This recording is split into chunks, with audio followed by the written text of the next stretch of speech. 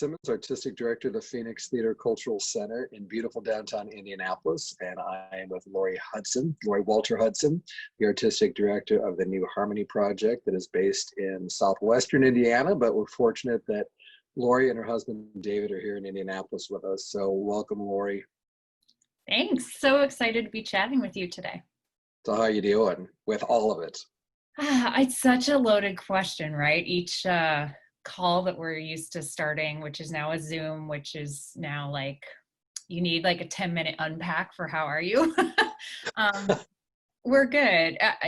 I'm good. We just actually took a really nice couple weeks off. We missed spring break, and with a flurry of things happening spring, which is blurred now into summer, we took a staycation. We got some time away out of Indy and got to see some family, which was nice. So I'm just coming back from that and actually feeling quite good.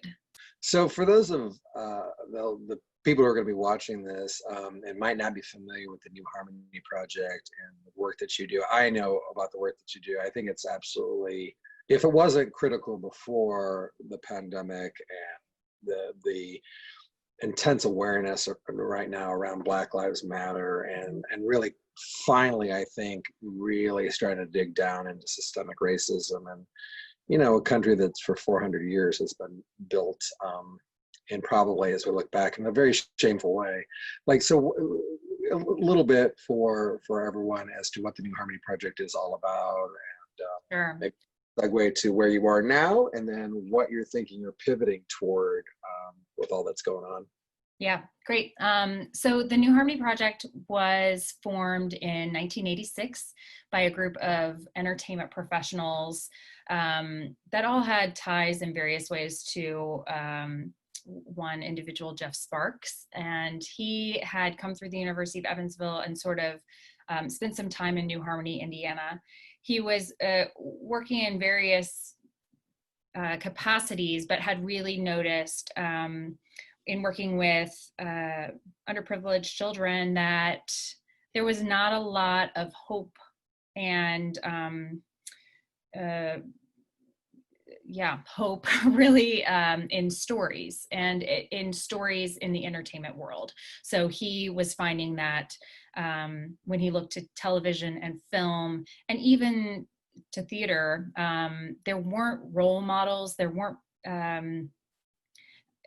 stories where folks were centered in ways of positive and light and good. You know, there was just a lot of like 4-letter words and destruction and chaos and violence. And he started to think about his friends and his colleagues and cohorts he could bring in to brainstorm about how we could shift the narrative and the culture around stories centered on hope and positivity and light and goodness.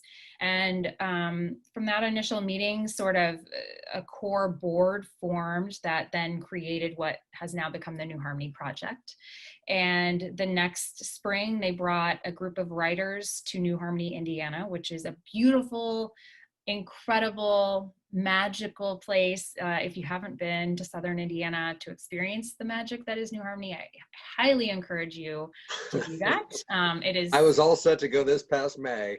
It is especially quiet right now. The inn has reopened and they're seeing visitors and stuff come back in. But yeah, it would be a beautiful place to be during the pandemic. It was a great setting on the site of 2 failed utopian communities to bring artists together. And as I think about it now, create a mini utopia, an artistic utopia for a 2-week conference to develop scripts for the stage and screen that sensitively and truthfully explore the positive aspects of life. So from there, we're now in our what would have been our 34th conference, but our 34th season of, celebrating writers that uplift the human spirit. And we're doing that primarily. We have done that through the conference, but now David and I came in a few years ago as executive director and artistic director, and are trying to do more year-round programming, trying to do more partnership projects with theaters, with companies, with organizations that are also excited to uplift these hope-filled stories, and put the focus on the writing and the process, which when you go to the Phoenix, for example, and see a beautiful play that is fully formed and realized on stage, if you take a step back through rehearsal process and a step back through script selection and a step back, the writer has worked probably years to develop that story, and not just in a room by themselves with their laptop, but with teams of artists that impact the questions asked and the character arcs and the setting and the feel, the nuances of the play in really incredible, miraculous ways. And so what we try to do is help in that spot, the creation, put a team together that can work with artists, or give the writer space. We have residencies available as well, where writers can come and just work. They might hear their script in a one-time read with our company, and sort of move the script forward in its process. So Matt Smart's The Agitators, which we had one final weekend ago before the pandemic forced our closure, came through the New Harmony Project. I know Matt Smart, not only as a writer, the New Harmony Project is nurtured, but you and he are University of Evansville grads. That's correct. So a little bit about, I know you saw a production on the East Coast, I believe, of The Agitators. I know you and David and the New Harmony family saw the opening Saturday of our production of The Agitators. A little bit about the evolution of that script through the New Harmony Project, and then any, its lingering effects, because what was really delightful for us was that the New Harmony Project got to have an event and see a play that had been nurtured through the efforts of the New Harmony Project realized on a professional stage in Indiana. Yeah, that's so a huge part of our mission. I said earlier, create, nurture, and promote. And I think for many years, we've been really focused on the nurturing part. And now we are working hard, David and myself and our full team, to not only start dabbling in creation, how we can help generate work, but also promote. And I think what has been really exciting and really affirming in so many ways is seeing how many writers, once they leave New Harmony, are going into production. And that piece, for example, has been done across the country. I'm sure it will continue to get productions beyond whenever we're back.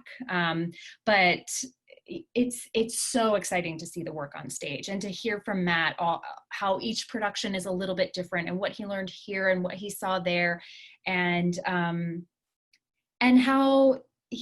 that it's really the beauty of art. When I hadn't actually seen a production of it before, and had only, is that true? That is true.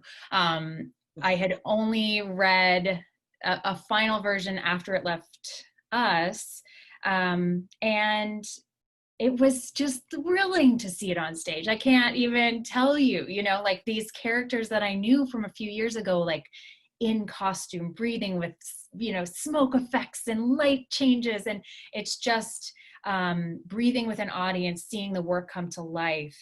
There's nothing better. And to know that a piece is having a real impact in communities, which I think then shifts to seeing that the big effect of the change across the country, that one little play that can touch so many. It's just thrilling, and it's such a proud moment. And to have that happen right here in Indianapolis is just awesome. We didn't have to go to Chicago or New York or anywhere else. It was right here.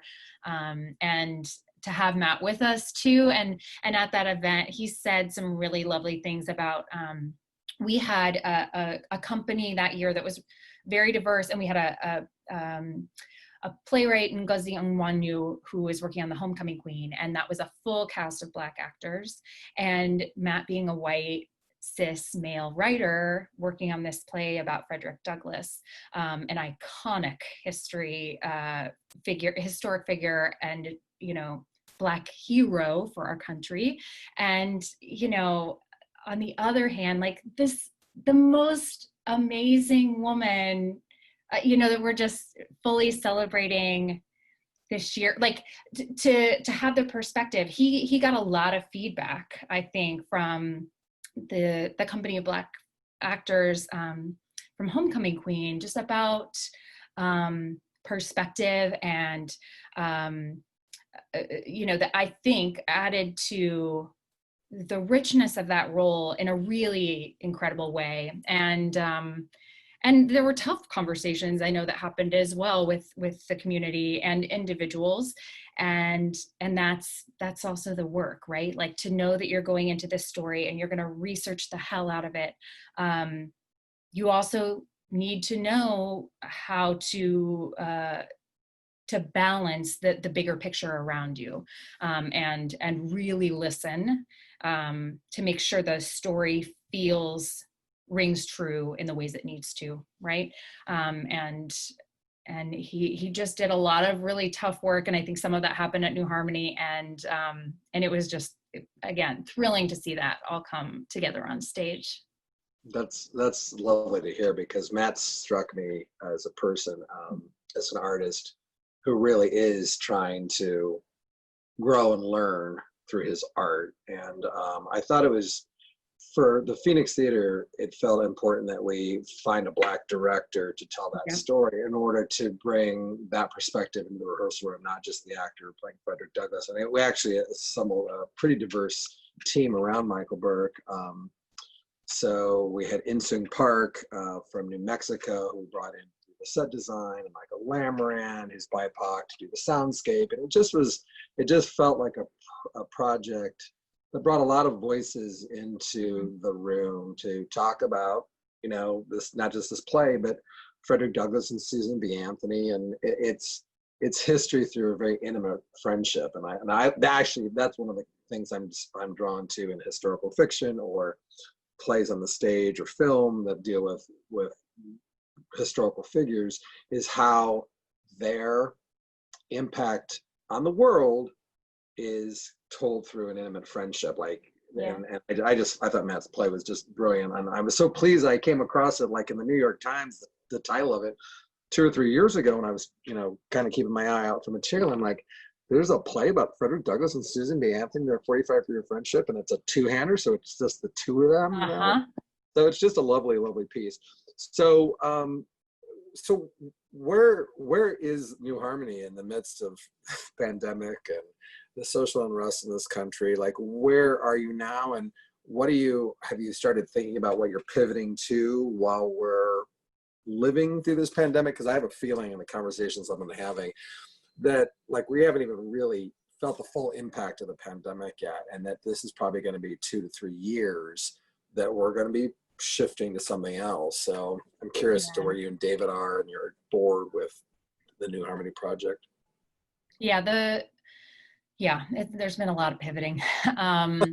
When we realized that it would not be possible to move forward with the conference in person, we were able to kind of shift gears a bit, and we moved and started 2 programs. One, we started offering digital dinners. We were thinking a lot about so much of what the conference is creating community, and as much as we are helping the artistic process and serving artists, we are also, I think, doing the incredible work of building community and taking folks out of their comfort zones, introducing them to new people, and reigniting the things inside them that get them fired up about why they're artists, why they want to create, and that deep, tapping into that deep humanity that we all have and share, and often don't create the time or space to focus on and be vulnerable enough to open up to other people. That's really lovely. It really is lovely. I really think that if this is the one lesson we all can learn as human beings is, this is forcing us to slow down. Lou Harry calls it the great pause. I just had a conversation with him, and it's like, rather than force our way to get back to whatever the old was, which was not working, is to just be. And a friend of mine has been telling me, really focus on the core of yourself, the core of the Phoenix Theater, the core of New Harmony. What is it? Go back to the mission of what you're all about. And I agree with you. I just feel like right now, empathy and compassion and listening. I think listening is really important. The fact that you're having these dinners where people are like talking about how they spent their day and what they just ate. And our first Zoom meeting as a board that we had in April, our board chair was like, we're going to, as we wrap up this meeting, everybody who's on the Zoom call, I want you to tell me one thing you're thankful for. I don't care what it is. I don't care if it's thankful that, you filled up your car with gas today, or you mowed, right, or whatever. Sure. For 99 cents probably back then. Yeah, it was for one brief shining moment. And so it was really, really lovely. And then with the social unrest at the end of May, our June board meeting, he asked anybody who would like to say anything. And we had a couple of board members who, told about their experiences being Black people in this country and being stopped by the cops for no other reason than they were Black driving in a neighborhood maybe the police officer didn't think they should be in. And I think it's that it's this listening. I think if we're paying attention right now, and I have the same feeling you do. I teach my adult acting class on Monday nights, and it's 6 to 9. And there are days where I'm like, I can't even believe I now have 3 more hours of work. And I have yet to leave that being like, oh God, I got through it. It's something about being with artists who want to use this medium to stay connected and learn from one another. So kudos to you for finding a way to pivot to that model. And that, where do you think, I know I'm asking you to, look into your crystal ball and rely on your training from Hogwarts to guess as to what the future of the theater is going to look like. Do you have a sense of how this pandemic and the awareness that we're now in the midst of, I guess, about systemic racism, how is that going to play out in large theaters, small theaters, professional theaters, the work that we're going to see when we start gathering again? I know some theaters are producing on a small scale. Yeah, I think it felt like there was a revolution coming for the American regional theater, and probably the commercial world as well, where this reckoning of a thing we built 50 years ago for the American regional theater scene came out of a revolution, and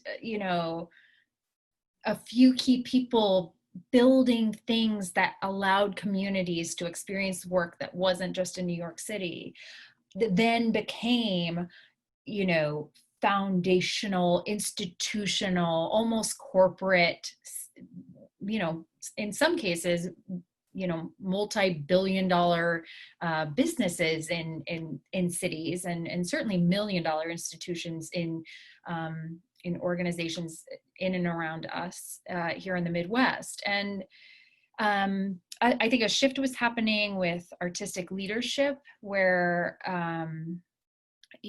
folks were asking for change, and that was just starting to happen. And I was listening to a panel a few days ago that SDC put together, and when some of the leaders, BIPOC leaders at these large, institutions were saying, when they got there, it wasn't, of course, things didn't exactly go to plan, but now,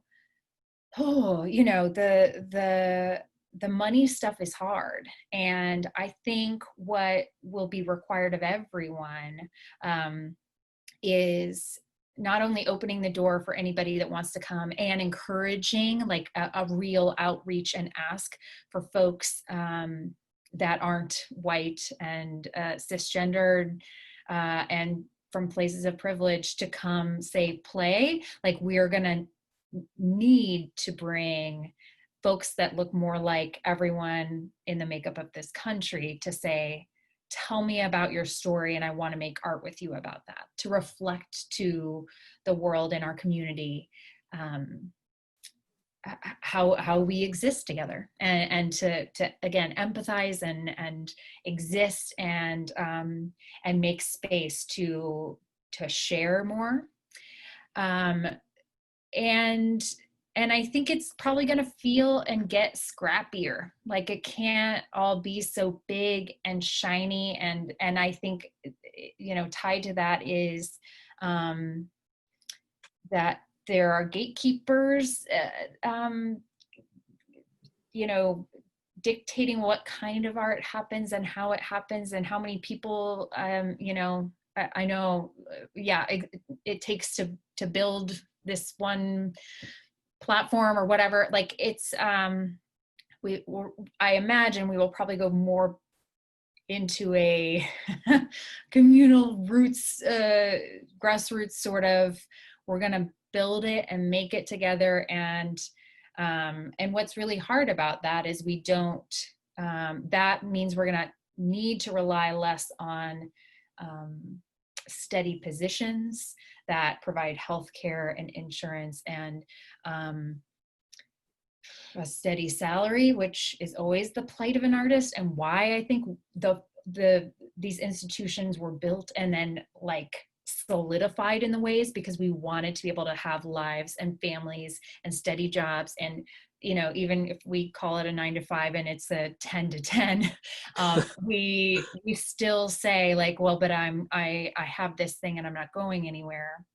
And that's going to be the challenge. Like, how do we still have create a business of making art, which is a fluid thing, but also let people get comfortable enough to exist as human beings and not be so, I think about shifting from living in New York for 10 years to being here.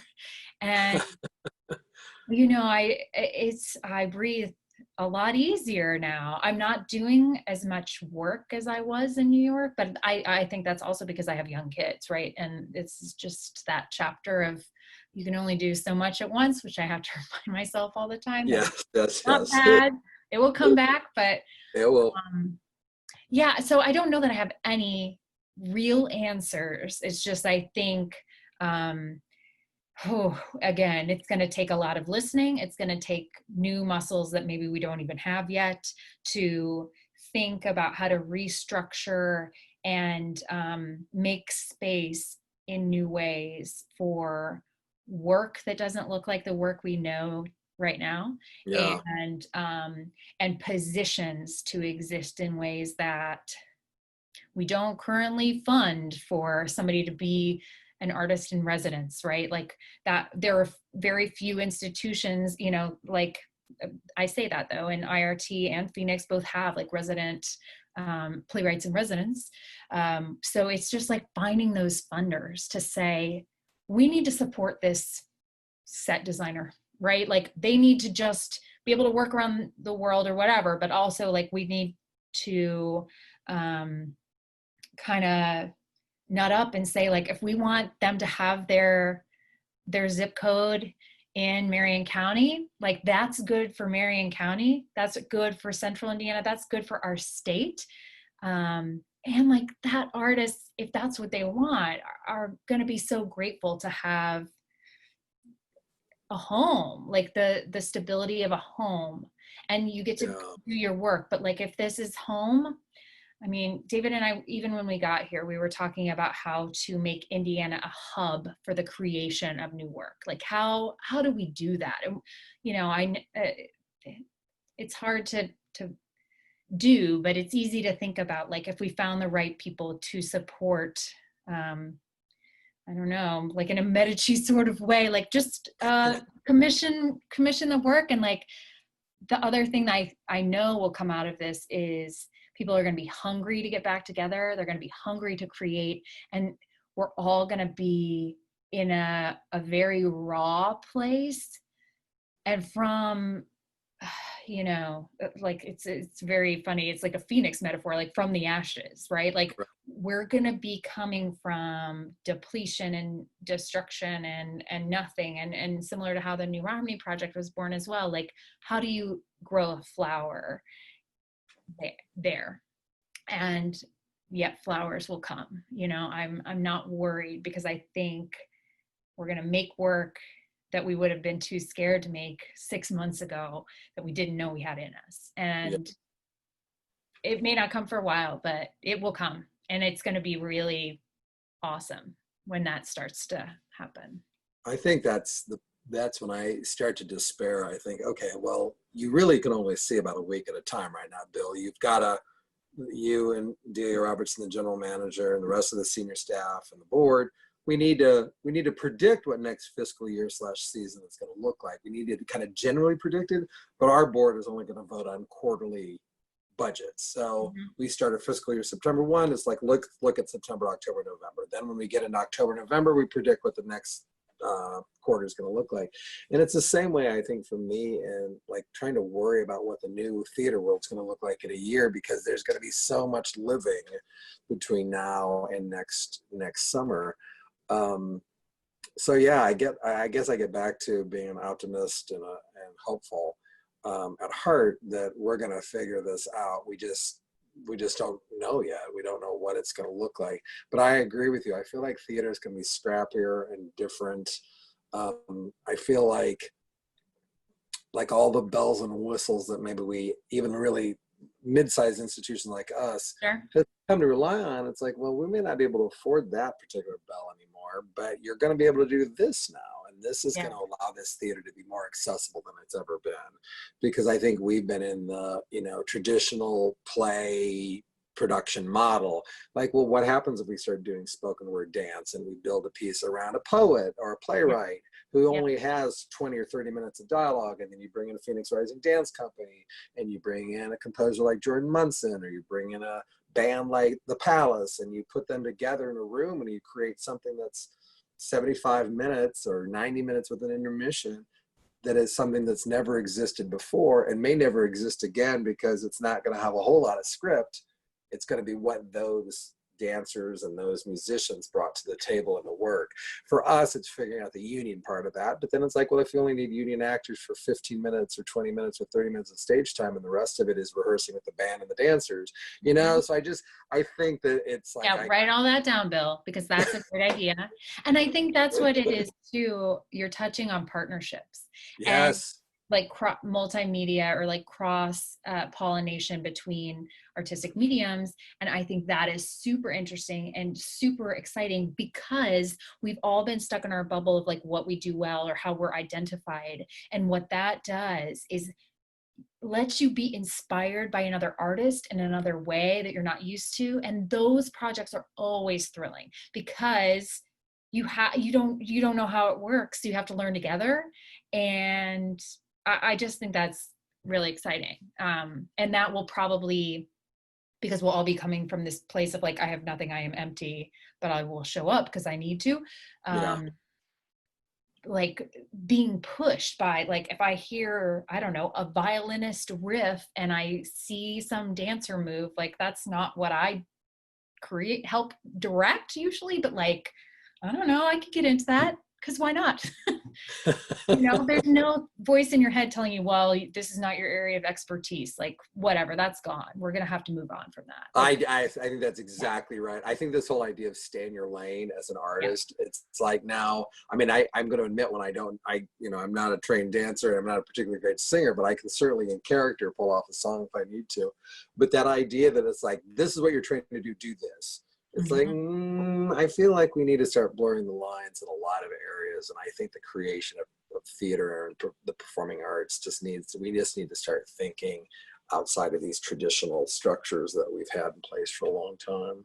Well, and you have the building and the space and really the design for that all to kind of mash together, right? Like you think about the art installations that just are part of the scenery and therefore the environment of the building. And you think about like, what if the installation or the work like happens in the lobby, and part of the design is, it's all going to be immersive and interactive and different and dangerous and exciting, that space has so much potential. Like if a project starts we should just talk more about this offline. I know. If a project starts on the cultural trail and moves into the lobby where dancers and drummers and Yes. It's a space that was meant to bring people together and do lots of different things. And I think that'll be really fun when we get back or get to the new world, whatever it will be. No going back. We only go forward. As we figure out what is ahead, that you guys will get to play a lot with how to use and bring people into that space again. Yeah, that's really lovely. Well, that's actually a lovely way to end this interview, Lori, on a hopeful note, because Yes. I feel that's the energy I feel like as an artist that we should be putting out there, is like, we're gonna make this, we're gonna make it through this, and we're gonna be better human beings if we all just sort of embrace the fact that it's change. Yeah. It ain't going back to the good old days that never really truly existed. So yeah. Well, I wish you and David and the New Harmony Project nothing but well. Thank you. And the same I to think you and the Thank Phoenix you. team. Thanks. Excited to be back in a room with you soon. And in the meantime, I'm excited to also be thinking about all the ways we can collaborate and do works together in this virtual world that we all exist in now. Yeah, we have some play workshops that look like they're getting solidified, and I'll more offline about that. I got an email from somebody recently that's like, oh, this is back on. So I don't know if you got a similar email, but I will reach out to you about that offline. Awesome. Cool. But thanks so much, Lori. Be well. You too. Thank you, Bill.